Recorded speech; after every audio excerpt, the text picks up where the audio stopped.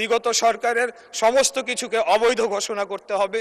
যদি আমাকে যদি বলা হয় যে আমার ওই রায়টি অবৈধ ছিল, কারণ বাংলাদেশের এপেক্স কোর্ট, সুপ্রিম কোর্টের অ্যাপিলিয়েট ডিভিশনের 7 জন বিচারপতির বেঞ্চে আমার রায়টিকে বহাল রাখা হয়েছিল।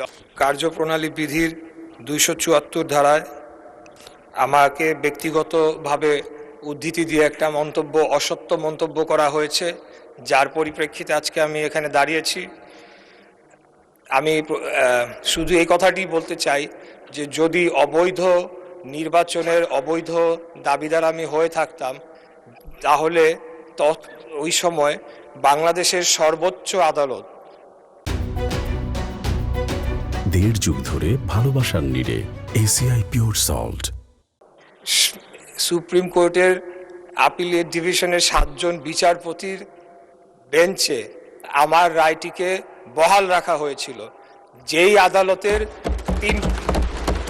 আদালতের রেফারেন্সের উপরে ভিত্তি করে বিগত অন্তর্বর্তীকালীন সরকার শপথ গ্রহণ করেছিল। সেই সরকারে আমাদের মাননীয় আজকে যিনি সংসদ সদস্য মন্তব্য করেছেন, তিনিও শপথ নিয়েছিলেন। তাহলে সব কিছু অবৈধ করে দিতে হবে, বিগত সরকারের সমস্ত কিছুকে অবৈধ ঘোষণা করতে হবে।